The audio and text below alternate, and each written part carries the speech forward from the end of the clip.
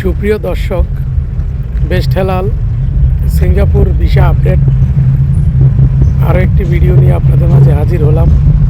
আশা করি পুরো ভিডিওটি আমাদের সাথেই থাকবেন।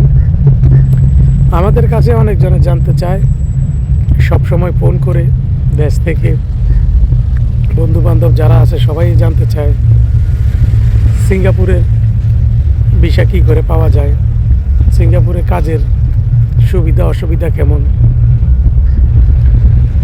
দেখেন, সিঙ্গাপুরের ভিসার কথা বলতে গেলে আপনি নতুন যে আসবেন তারা আইপির মাধ্যমে আসতে হবে, পুরাতন যারা আসবে তারাও আইপির মাধ্যমে আসতে হবে। পরে এই দেশে এসে আপনাকে কোম্পানির আন্ডারে কাজ করে যেতে হবে। আপনি যে কোম্পানির আন্ডারে আসবেন, যেই কোম্পানি আপনাকে নিয়ে আসবে, তার বাইরে আপনি কোথাও কাজ করতে পারবেন না। ওই কোম্পানিতে আপনাকে কাজ করতে হবে। যদি কোম্পানির কাজ থাকে কোম্পানিতে কাজ করবেন, কাজ যদি নাও থাকে তারপরও আপনি বাসায় বসে থাকবেন, অন্য কোথাও কাজ করতে পারবেন না।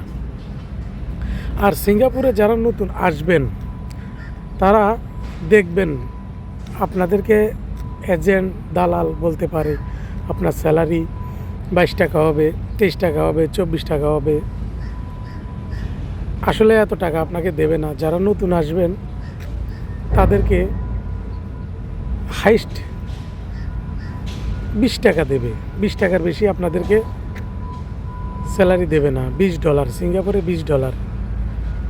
কোনো কোনো কোম্পানি $18 দিয়ে থাকে এবং সর্বোচ্চ আপনাকে নতুন হিসাবে $20 আপনাকে দেবে। এর বেশি আপনাকে কোনো কোম্পানি দেবে না। তবে আমার কাছে মনে হয় মেজরিটি কোম্পানি $18 করে দেয়, কিছু কিছু কোম্পানি $20 করে দেয় নতুন যারা আসবেন। আর আসতে কত লাগবে সেটা এক এক এজেন্ট এক এক রকম করে টাকা নেয়। কিন্তু সিঙ্গাপুরের খরচ, সিঙ্গাপুর সরকার, সিঙ্গাপুর কোম্পানি সেটা আলাদা বিষয়, তারা কত করে টাকা নেয়। কিন্তু আপনার এজেন্সি আপনার কাছ থেকে যত টাকা নেয় ওই টাকা দিয়ে আসতে হবে। আমার জানা সত্ত্বে এখন সিঙ্গাপুরে আসতে প্রায় 5 থেকে 8 লক্ষ টাকা লাগে যারা নতুন আসে। তো আপনারা সিঙ্গাপুর সম্পর্কে যদি আরও বিস্তারিত কিছু জানতে চান, সিঙ্গাপুর ভিসা সম্পর্কে, কাজের সম্পর্কে, তাহলে আপনাদেরকে আমি আরও আপডেট দিতে পারবো। আপনারা আমার ভিডিওটা কমেন্ট করে লিখে পাঠাবেন কে কী বিষয়ে জানতে চান। ধন্যবাদ সবাইকে আমার ভিডিও দেখার জন্য।